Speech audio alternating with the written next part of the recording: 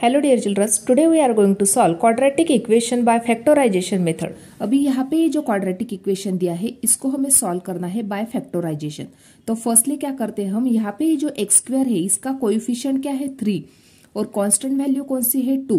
तो दोनों का करेंगे मल्टीप्लीकेशन, तो 3 2 जा बन गए 6। अभी यहाँ पे जो 6 नंबर है कौन से दो नंबर का मल्टीप्लीकेशन है वो हमें फाइंड आउट करना है। तो 6 1 जा 6 हो जाते हैं, लेकिन हमें जो सेंटर वाली टर्म है वो भी हमें मिलनी चाहिए। यानी यहाँ पे जो दो नंबर हम फाइंड आउट करने वाले हैं उसको ऐड या सब्ट्रैक्ट करने के बाद हमें ये सेंटर वाली टर्म मिलनी चाहिए। 6 को हम इस प्रकार से भी राइट डाउन कर सकते हैं, √6 इंटू √6 क्या, तो हमें 6 मिल सकता है। तो अभी यहाँ पे यदि दोनों को हम इस प्रकार से निगेटिव साइन लगाते हैं और दोनों को ऐड कर देते हैं तो हमें -2√6 मिल जाएगा।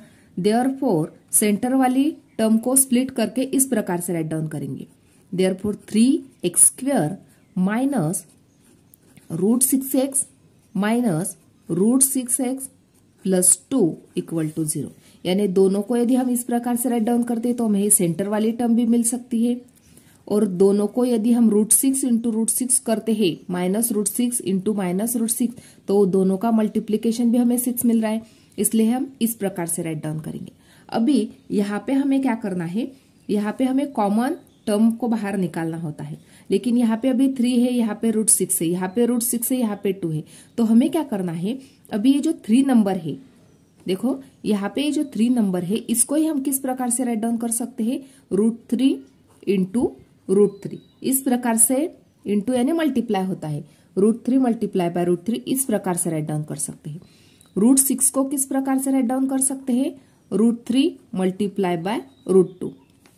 2 को किस प्रकार से राइट डाउन कर सकते हैं, √2 मल्टीप्लाई बाय √2। इस प्रकार से हम इसको राइट डाउन कर सकते हैं। अभी यही मल्टीप्लीकेशन हम यहाँ पे राइट डाउन करेंगे। 3 को राइट डाउन करेंगे √3 इंटू √3x² माइनस √6 को किस प्रकार से राइट डाउन करेंगे, √3 मल्टीप्लाई बाय √2x माइनस √6 को √3 मल्टीप्लाई बाय √2x प्लस 2 को किस प्रकार से, √2 इंटू √2 इक्वल टू 0।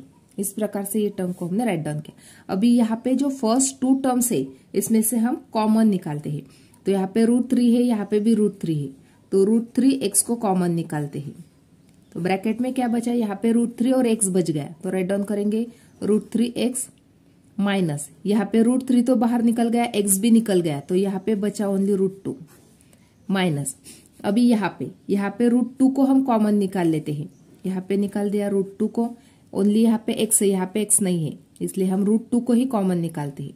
यहाँ पे √3 और x बच गया माइनस यहाँ पे √2 बच गया इक्वल टू 0। अभी ये जो दोनों टर्म है वो कैसे है, सेम है, इसलिए ओनली वन टाइम इसको राइट डाउन करेंगे। √3x minus √2 in first bracket, in second bracket. अभी यहाँ पे ये वाली टर्म और ये वाली टर्म बच गई, तो इसको भी राइट डाउन कर लेते हैं, √3x माइनस √2 इक्वल टू 0। अभी इसको किस प्रकार से राइट डाउन करना है, therefore √3x minus √2 equal to 0 और √3x माइनस √2 इक्वल टू 0। अभी हमें फाइंड आउट करनी है x की value. Therefore x equal to, firstly ये जो √3 बच गया, √3x equal to √2, therefore x equal to √2 upon √3। यहाँ पे हमें x की वैल्यू मिल गई। उसी प्रकार से यहाँ पे भी वही सेम वैल्यू मिल जाएगी, क्योंकि दोनों टर्म कैसे है, सेम है। Therefore √3x equal to √2, therefore x equal to √2 upon √3। x की वैल्यू दोनों साइड हमें मिल गई। देयरफॉर √2 अपॉन √3 कॉमा √2 अपॉन √3 दोनों वैल्यू हमें सेम मिल गई है, are the roots of the equation. इस इक्वेशन के क्या बन गए, वो रूट्स बन गए। इस प्रकार से यहाँ पे क्वेश्चन नंबर 8 कंप्लीट हो गया।